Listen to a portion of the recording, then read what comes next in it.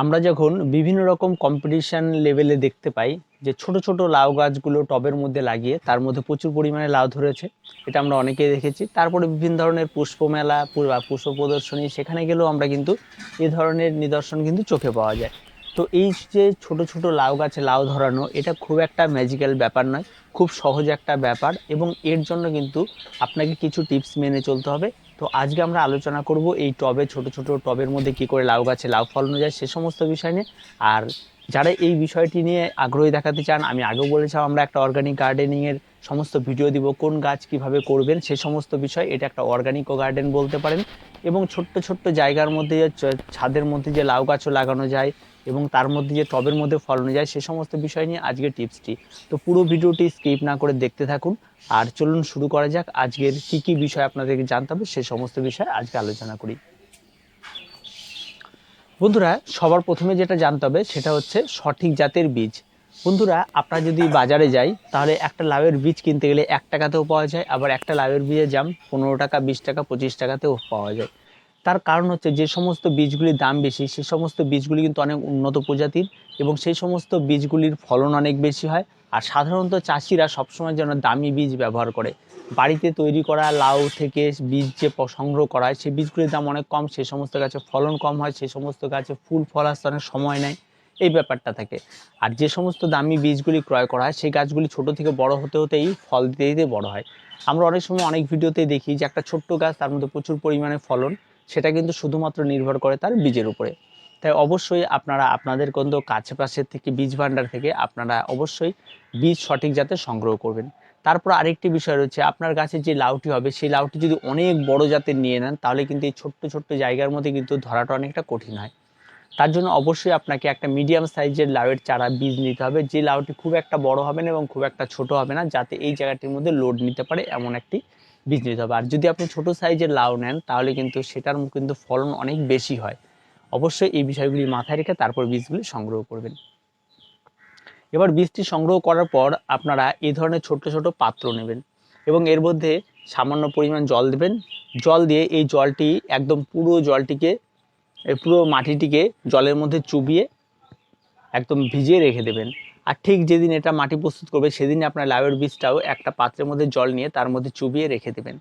ঠিক 24 ঘন্টা পর আপনারা সেই বীজটিকে এর মধ্যে প্রতিস্থাপন করবেন। তারপর যখন সেখান থেকে বীজ জার্মিনেট হবে, ঠিক এই অবস্থায় আসবে, মানে একটি সুস্বাস্থ্যবান চারায় পরিণত হবে। মানে এ ধরনের আপনারা দেখবেন যখন তারা বড় হতে শুরু করেছে এবং উপরের দিকে উঠতে শুরু করেছে, ঠিক সেই সময় তারা আপনারা এদেরকে প্রতিস্থাপন করবেন এই ধরনের টবের মধ্যে। তো এখানে প্রতিস্থাপনের জন্য আমি এখানে 10 ইঞ্চি মাপের টব ব্যবহার করেছি। আপনারা সবসময় চেষ্টা করবেন 10 ইঞ্চি থেকে উপরের মাপে টব ব্যবহার করা। আপনারা 12 ইঞ্চি করতে পারেন, 15 ইঞ্চি করতে পারেন, এ ধরনের বড় বড় মাপের টব ব্যবহার করবেন। টবের সাইজ যত বেশি বড় দেবেন আপনাদের উপরে যে জায়গাটি রয়েছে সেটাও তত বেশি বাড়বে। তার সঙ্গে সঙ্গে কী হবে, গাছের ফলনটা অনেক বেশি পাবেন। বন্ধুরা, এবার আসি মাটি প্রস্তুতি। মাটিটির জন্য অবশ্যই এই ধরনের গাছের জন্য নাইট্রোজেনের পরিমাণটা প্রচুর পরিমাণে লাগে। তার জন্য অবশ্যই আপনারা এখানে 50% গার্ডেন সয়েল আর 50% ভার্মি কম্পোস্ট বা গোবর সার আপনারা এখানে ব্যবহার করবেন। আর তার সঙ্গে অবশ্যই আপনারা হাড় গুঁড়ো এবং শিংকুচি 1 মুঠো করে ব্যবহার করবেন। আর মাটিটি যাতে তিক্ত হয় তার জন্য অবশ্যই আপনারা 1 মুঠো নিমখোল ব্যবহার করবেন। এবং নিমখোল অবশ্যই ম্যান্ডেটরি, এরকম কোনো বিষয় নাই, আপনারা ব্যবহার করলেও করতে পারেন যদি কারো কাছে থাকে তবে। আর যদি না থাকে তাহলে আপনার নিম পাতা শুকিয়ে গুঁড়ো করেও ব্যবহার করতে পারেন, তাতেও কোনো রকম কোনো অসুবিধে হবে না। মোট কথা মাটিটা একটু তিক্ত ভাব থাকবে। আর যেহেতু আমরা অর্গানিকভাবে করবো এবং আমরা নিজেরা বাড়িতে খাবো, তাই আমরা এখানে রাসায়নিকের কোনো কিছু ব্যবহার করব না।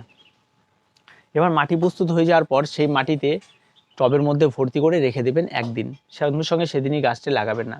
তারপরের দিন এই ধরনের পট থেকে আপনারা গাছটিকে তুলে নেবেন, তুলে নিয়ে আর গাছটি তোলার সময় অবশ্যই খেয়াল রাখবেন যে এই মাটিটি যেন ঝরে না যায়। অবশ্যই কাত করে নিয়ে এই টবটি দেখবেন একটু কাত করবেন, দেখবেন সম্পূর্ণ মাটি সহ এই টবটি উঠে আসবে। যেভাবে আমরা ফুল বাগানের রিপোর্টের সময় আপনারা দেখিয়েছেন ঠিক সেভাবে আপনারা এটাকেও করবেন।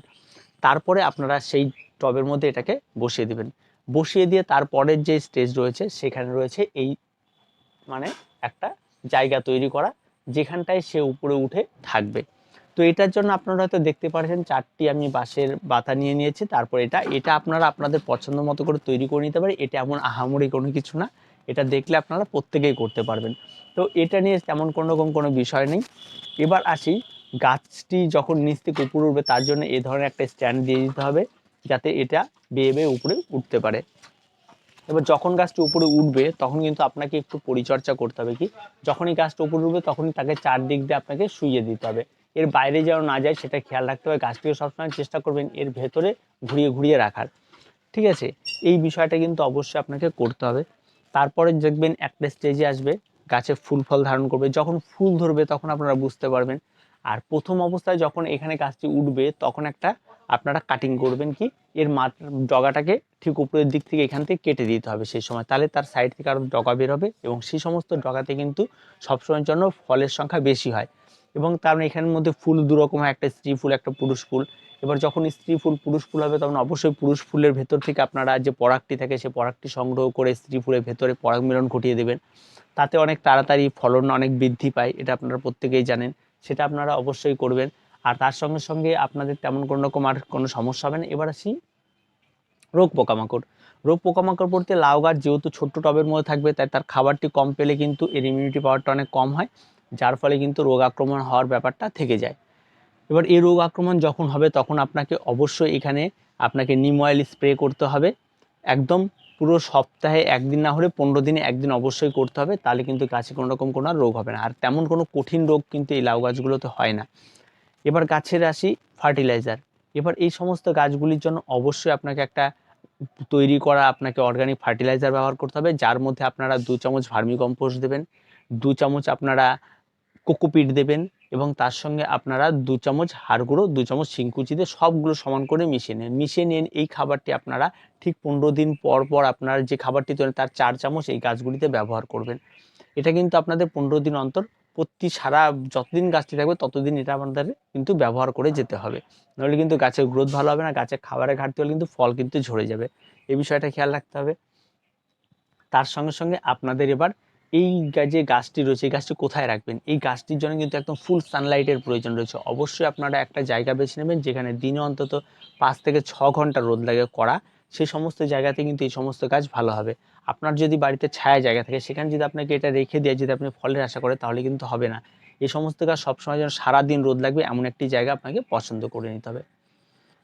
এবার আসি জল। যেহেতু গাছটি মাটিতে নেই তাই আমাদের জলটা কিন্তু অবশ্যই পর্যাপ্ত পরিমাণে দিতে হবে। যেমন শীতের আপনারা বাগানে গাছে জল দেন ঠিক সেরকমই প্রতিদিন অল্প করে জল দেওয়ার চেষ্টা করবেন। আর সবসময় খেয়াল রাখবেন এই সমস্ত গাছ যেন দুপুরের দিকে এসে জলের অভাবে ঝিমিয়ে না যায়, এই বিষয়টা কিন্তু অবশ্যই খেয়াল রাখতে হবে এই লাউ গাছের জন্য। অবশ্যই এমন একটি জল দেবেন যে সারা দিন জলটিকে আবার বিকেলে জল দিতে হয়, এই বিষয়টি খেয়াল রেখে আপনারা যদি জল দিতে পারেন তাহলে গাছটি আর ঝিমিয়ে যাবে না এবং গাছ কিন্তু অনেক অনেক ভালো থাকবে এবং গাছের ফলও খুব তাড়াতাড়ি আসবে। সর্বশেষে বলবো যে এই সমস্ত গাছগুলির জন্য অবশ্যই আপনার মনিটরিংয়ের প্রয়োজন রয়েছে। আপনি যত বেশি এই গাছের দিকে ধ্যান দেবেন, গাছগুলিকে যত বেশি মনিটরিং করবেন এবং গাছ কিন্তু তত ভালো হবে এবং আপনার ফুল ফল আসার সঙ্গে সঙ্গে আপনার যে বললাম পরাগ মিলন করতে হবে, তার সঙ্গে সঙ্গে কখন গাছে কোনো রকম রোগ আসছে কিনা, গাছের পাতাগুলি উল্টে দেখতে হবে। এই সমস্ত মনিটরিং যত ভালো করবেন, গাছে পাতা হলুদে আসে কিনা যত বেশি এগুলো করবেন তত কিন্তু আপনার গাছের জন্য বেশ উপকারী। এই বিষয়গুলো কিন্তু অবশ্যই মাথায় রেখে এগুলো কিন্তু করবেন, দেখবেন অনেক ভালো থাকবেন। তো আর তেমন কোনো রকম কোনো পরিচর্যা নেই, এই সমস্ত গাছগুলি এইটুকুই করে আপনারা গাছটিকে লাগিয়ে ফেলুন, দেখবেন আপনার গাছেও প্রচুর পরিমাণে ফলন পাবেন। আর যারা এই সমস্ত ছোট জায়গায় করবেন না বা এক্সিবিশন বা এরকম একটা ব্যাপার নাই, দেখুন এই ছোট্ট জায়গাটায় গাছটা করা মানে এটা না যে এমন কিছু, কিন্তু তবে এই গাছটিতে যদি ফল হয় সেটা খুব আনন্দের হয়, নিজের তৈরি করা একটা জায়গায় সেখানে একটা ফল হয়েছে ভীষণ আনন্দ হয়। তো চেষ্টা করবেন প্রত্যেকে এভাবে করার। তো আগামীতে কী এর ফলাফল হচ্ছে অবশ্যই আপনারা আপডেট পাবেন। আর কিছু কিছু গাছ তো অবশ্যই বড় ক্যারেটের মধ্যেও করব, সে সমস্ত বিষয় নিয়েও করবো। এবার আমি বলেছিলাম অর্গানিক ভেজিটেবল গার্ডেন নিয়েও বিষয়টা যেটা থাকে সেটা অবশ্যই করব। আরও অনেক সবজি টবজি লাগানোর ব্যাপার আছে, সেগুলোও লাগানোর সময় কীভাবে কী লাগাচ্ছি সব কিছু আপনারা আপডেট পেয়ে যাবেন। তো ভিডিওটি আজকে এ পর্যন্তই। ভিডিওটি ভালো লাগলে অবশ্যই লাইক শেয়ার এবং কমেন্ট করুন আর আমাদের চ্যানেলটিকে অবশ্যই সাবস্ক্রাইব করুন।